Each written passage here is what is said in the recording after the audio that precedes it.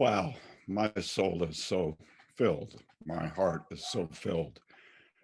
Um, I'm trying to find how to get me. I don't know if it's possible. I was trying to. Okay, that didn't work. Hold on a second. Okay, let me just carry on. Mother's Days are a different experience to each of us. We all have different mothers, and we all have our own experience of our mothers. I had three siblings, and the four of us had the same mom, in fact. I mean, in truth, but we had a different mom, in fact. We had the mom that we had in our own mind and we had in our own heart. And as we all were growing up, we would reflect back on mom and dad, and sometimes one of us would not remember certain experiences of being nurtured as much as the others, or finding our mom to be as awesome. And somebody would have an experience of mom that the others didn't know about. Like one time, something really, really important happened to me, and my heart was so broken. And I ran to mom, and she was so busy getting ready for one of her doctoral exams that she told me she didn't have time for me. And for that sister, that she held that. And that was an important part of her experience of who her mom was. Whenever I had a moment when mom was busy going for her master's degree or her doctorate degree, and something important was happening for me, and she said, I've got to stick with my studying, Carly. Well, I would leave happy. Mom's going to get a degree, and she's going to get us out of the ghetto. She's going to get a degree, and we're finally going to be able to get a house that I'm not embarrassed to live in, or live on a street that I would be proud for my teachers to know I lived on. And so a lot of our experience of our mothers is made up in our own minds. Mother's Day for me is one of the happiest days of the year, but not for everyone. In my surround throughout my lifetime, there have been more than not people in my life who were in pain because of their experience of their mothers. When I got up this morning and read the Daily Word, I was thinking that it is so amazing. It talks about being nurtured and comforted and having uplifting words spoken to you and a listening, understanding ear. It talks about the mom getting so happy, even at every little thing you accomplish. This is my mom. It's not Timothy's mom. It's not the mom of many, many people that I know. So when I read that Daily Word, I thought, I wonder how many thousands and thousands of people got up this morning and turned to that Daily Word and cried at the realization that it was speaking about the idea of a good mother, but not their experience of their mother. And I know people who long and mourn and wail and groan deep down inside of them because they are still in so much pain because their mother was not that mother that was spoken of in today's Daily Word. Some of them had an opposite experience. I believe I told you years ago that I grew up in a neighborhood where there were a set of triplets, the only set of triplets in my town up to that time. And they were born in the ghetto where we were, and they were Black. 3 sons. Their father was an abusive man, alcoholic and abusive to their mother and to the 3 boys. The mother was also an alcoholic, and she unfortunately had undiagnosed psychiatric issues and challenges. She had mood swings. She could hug you up 1 minute and then slap them across the face for a very minor thing in the next. Nothing was diagnosed in those days. People would say she's got a split personality and we need to pray for her. But there was no opportunity to get mental health assistance. There was no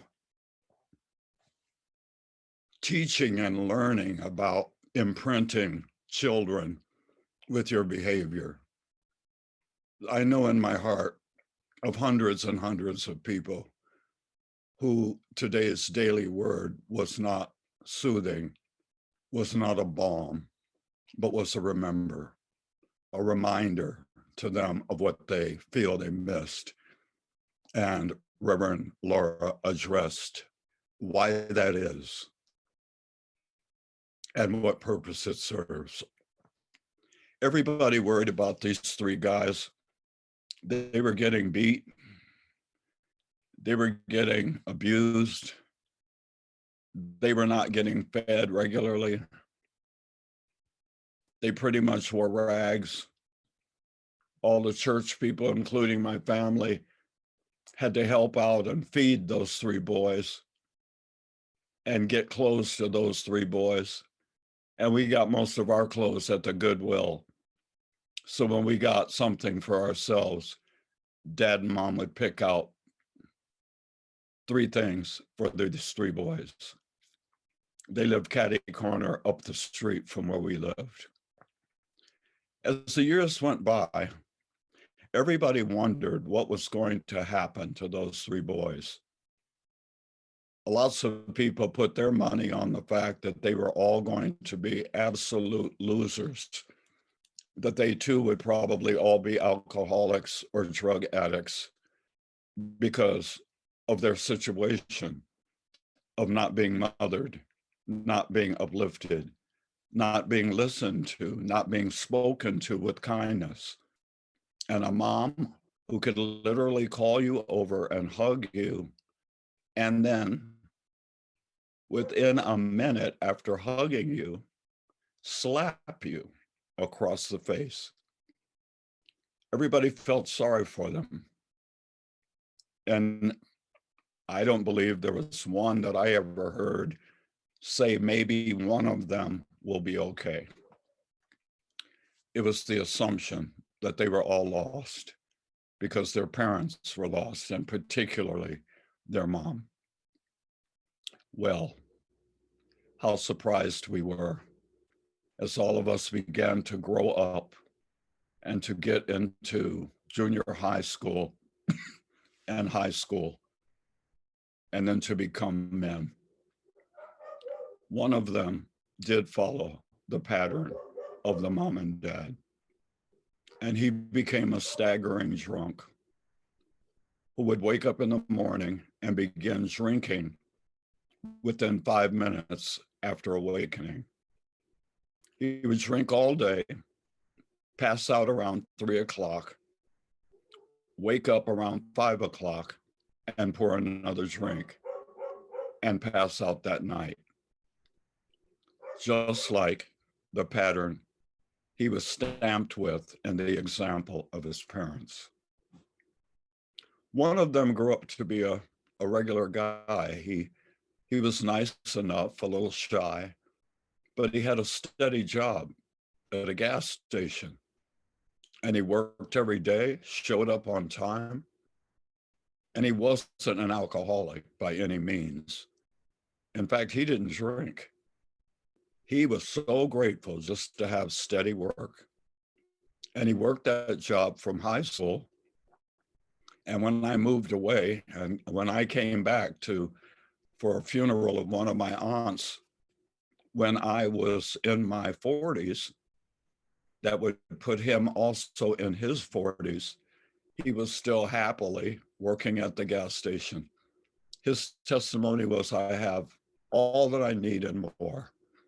I have a little studio apartment.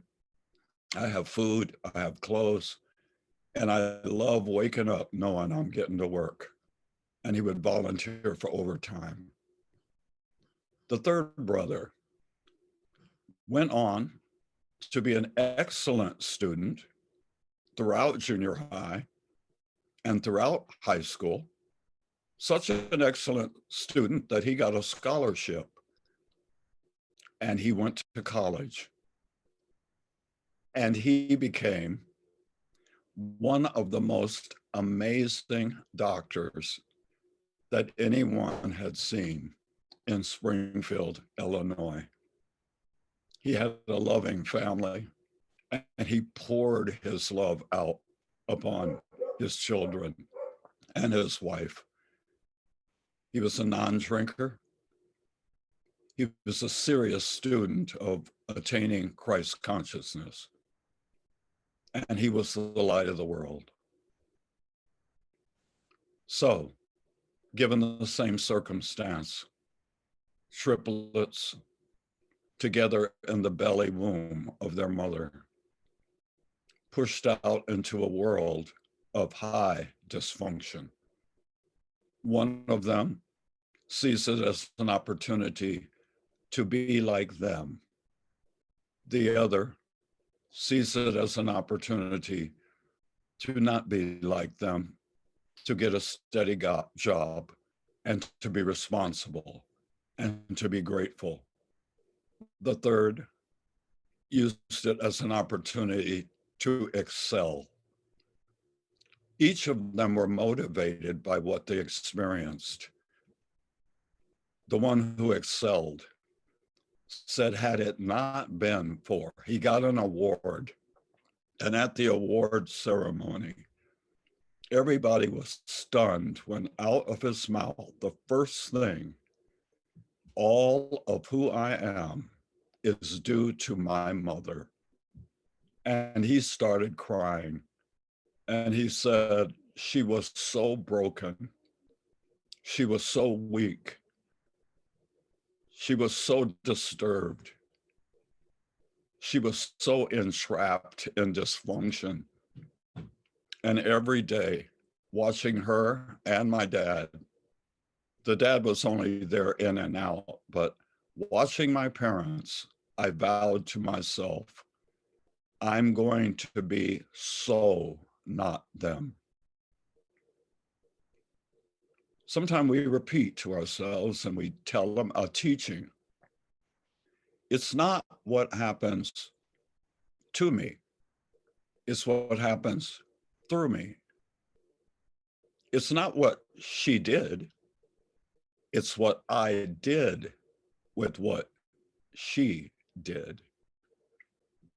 And so on every Mother's Day, I am rejoicing that I had the mom I had.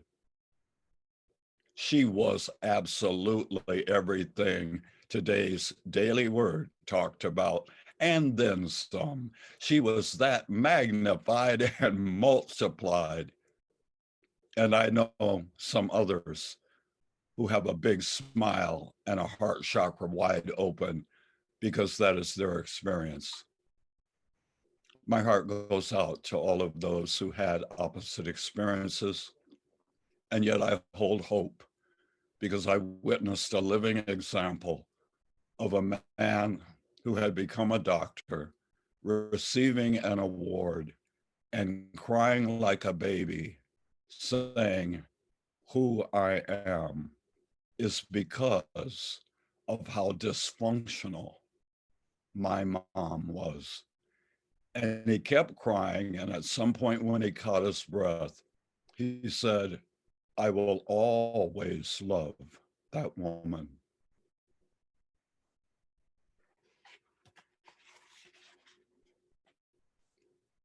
This is my mother. Her name is Norma Jean. She gave birth to me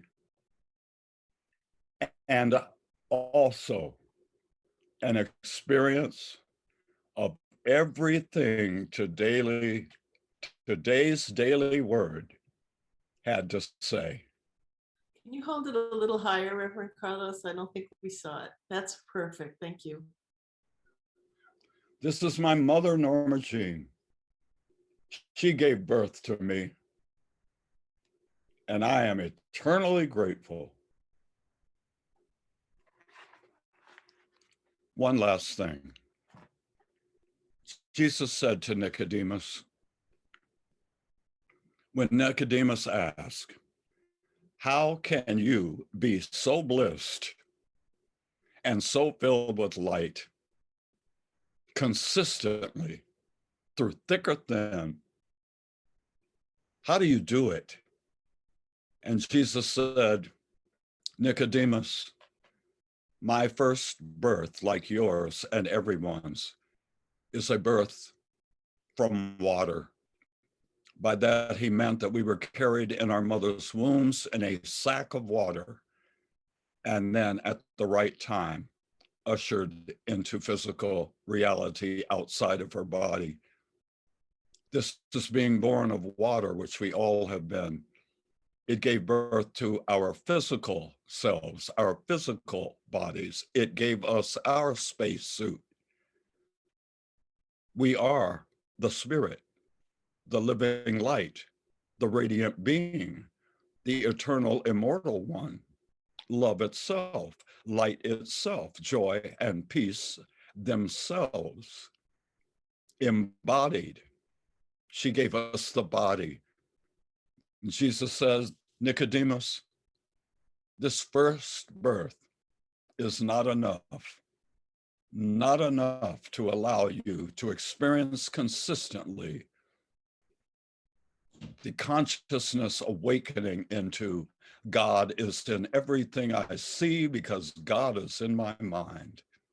Nicodemus, you must be born again. This time not of water, but of the Spirit. Brothers and sisters, that's what we're doing together. That's why we get excited to plug into one another.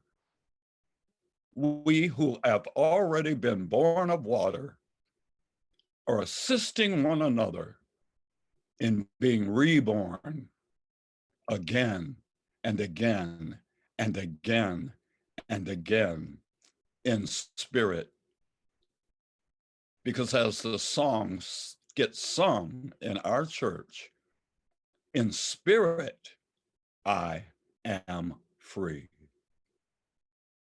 Thank you, Father, Mother, God, for all of the women who have given birth to children. Bless them one by one and name by name, particularly those who, in doing the best they could, still managed to break the heart of their children. God is in everything I see because God is in my mind. Happy Mother's Day.